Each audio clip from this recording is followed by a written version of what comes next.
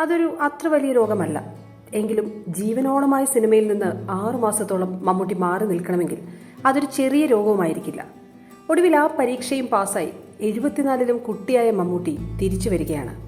ലോകമെമ്പാടുമുള്ള മലയാളികൾ ആ തിരിച്ചുവരവ് ആഘോഷിക്കുന്നു. മമ്മൂട്ടിയെ മലയാളിക്ക് മടുക്കാത്തത് അയാളിലെ നടനിൽ ഒരിക്കലും ആവർത്തന വിരസത തോന്നാത്തതുകൊണ്ടാണ്. മമ്മൂട്ടിയുടെ കയ്യിലേക്ക് വരുമ്പോൾ ഓരോ കഥാപാത്രത്തിനും ആ കഥാപാത്രത്തിൻ്റെതായ രൂപവും ഘടനയും ശബ്ദവുമുണ്ട്. അതൊരു മാജിക്കാണ്, പൂർണ്ണതയാണ്. പ്രാദേശികതയ്ക്കപ്പുറം ആ കഥാപാത്രത്തെ അനായാസം പ്ലേസ് ചെയ്യാൻ സാധിക്കുമെന്നതാണ് മമ്മൂട്ടി എന്ന നടന്റെ വിജയവും. സിനിമയില്ലാത്ത 6 മാസം മമ്മൂട്ടി എങ്ങനെയായിരിക്കും പിന്നിട്ടതെന്ന് അറിയാനൊരു കൗതുകമുണ്ട്. അദ്ദേഹം തിരിച്ചെത്തുമ്പോൾ ആരെങ്കിലും ഇതേക്കുറിച്ച് ചോദിക്കുമായിരിക്കും. കാരണം സിനിമയില്ലാതെ മമ്മൂട്ടിയില്ല, അല്ലെങ്കിൽ മമ്മൂട്ടിക്ക് സിനിമയില്ലാതെ ഒക്കില്ല. അഭിനയിച്ച് ക്ഷീണിച്ചെന്നോ അഭിനയ ജോലി മടുത്തെന്നോ മമ്മൂട്ടി ഒരിക്കലും പറഞ്ഞിട്ടില്ല.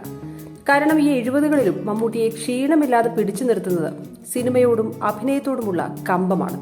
ഒരുപക്ഷെ മമ്മൂട്ടിയെ ചികിത്സിച്ച ഡോക്ടറോട് എങ്ങനെപ്പം മമ്മൂട്ടിക്ക് വേഗം സുഖപ്പെട്ടേ എന്ന് ചോദിച്ചാൽ ആ ഡോക്ടർ ചിരിച്ചുകൊണ്ട് പറയുമായിരിക്കും, മൂപ്പർക്ക് അഭിനയിക്കണമെന്ന് പറഞ്ഞപ്പോൾ രോഗം മൂടും തട്ടി സലാം പറഞ്ഞ് എണീറ്റുപോയെന്ന്. 1/2 നൂറ്റാണ്ടോളം സിനിമ ചെയ്തിട്ടും ക്ഷീണിക്കാത്ത മമ്മൂട്ടി രോഗം പിടിപെട്ടതിന്റെ ആദ്യകാലത്ത് സുഹൃത്തായ ശ്രീരാമനോട് പറഞ്ഞത് ഭക്ഷണത്തിന്റെ രുചി അറിയുന്നില്ല, നടക്കാൻ ബുദ്ധിമുട്ടുണ്ടെന്നാണ്. അപ്പോഴും ശ്രീരാമൻ പറയുന്നുണ്ട്, മൂപ്പരത് വലിയ പ്രശ്നമായൊന്നും അല്ല പറഞ്ഞതെന്ന്, ചുമ്മാ അങ്ങനെ പറഞ്ഞു പോയെന്ന്. ശ്രീരാമനും തോന്നിക്കാണും, അമ്പടപ്പ കളി മമ്മൂട്ടിയോടും. ഒടുവിൽ പൂർണ്ണമായി സൗഖ്യപ്പെട്ട വിവരം അറിയിക്കാൻ വിളിച്ച മമ്മൂട്ടി അവസാന ടെസ്റ്റും പാസ്സായടാ എന്ന് പറഞ്ഞപ്പോൾ നിങ്ങൾ അതൊക്കെ പാസ്സാകുമെന്ന് നമുക്ക് നേരത്തെ അറിയാമെന്ന് ശ്രീരാമൻ തിരിച്ചു പറഞ്ഞതും അതുകൊണ്ട് തന്നെയാണ്. പരീക്ഷകളും പരീക്ഷണങ്ങളും പാസ്സായാണല്ലോ മമ്മൂട്ടിയായത്.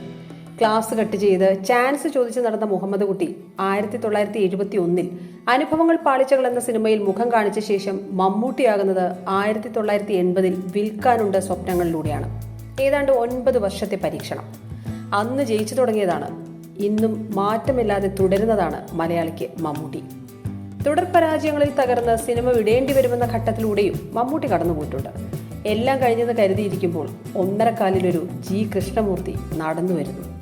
1987-ൽ റിലീസ് ചെയ്ത ന്യൂഡൽഹിയിലൂടെ മമ്മൂട്ടി മലയാളത്തിലെ താരസങ്കല്പങ്ങളെയെല്ലാം കാറ്റിൽ പറത്തി. ന്യൂഡൽഹി കണ്ട ശേഷം പ്രിയദർശൻ മോഹൻലാലിനെ വിളിച്ചു പറഞ്ഞു, ഇതാ മമ്മൂട്ടി തിരിച്ചു വരാൻ പോകുന്നു. കോവിഡിന് മുൻപുള്ള മമ്മൂട്ടിയും സമാന സാഹചര്യത്തിലൂടെ കടന്നുപോയതാണ്. തുടർ പരാജയങ്ങൾ, മോശം സിനിമകൾ. ഇത്തവണ കൃഷ്ണമൂർത്തിക്ക് പകരം ഭീഷ്മപർവത്തിലെ മൈക്കിളപ്പനാണ്. കസേരയിൽ കാലിന്മേൽ കാല് കയറ്റി വെച്ചിരിക്കുന്ന മൈക്കിളപ്പനിൽ അടുത്ത ടെസ്റ്റും പാസ്സായ മമ്മൂട്ടിയെ കാണാം. സിനിമയിലും ജീവിതത്തിലും ടെസ്റ്റുകൾ ഓരോന്നും പാസ്സായി മമ്മൂട്ടി തുടരുകയാണ്. പൂർണ്ണ ആരോഗ്യവാനായി തിരിച്ചെത്തുന്ന മമ്മൂട്ടി ഇനിയും വിസ്മയിപ്പിക്കട്ടെ.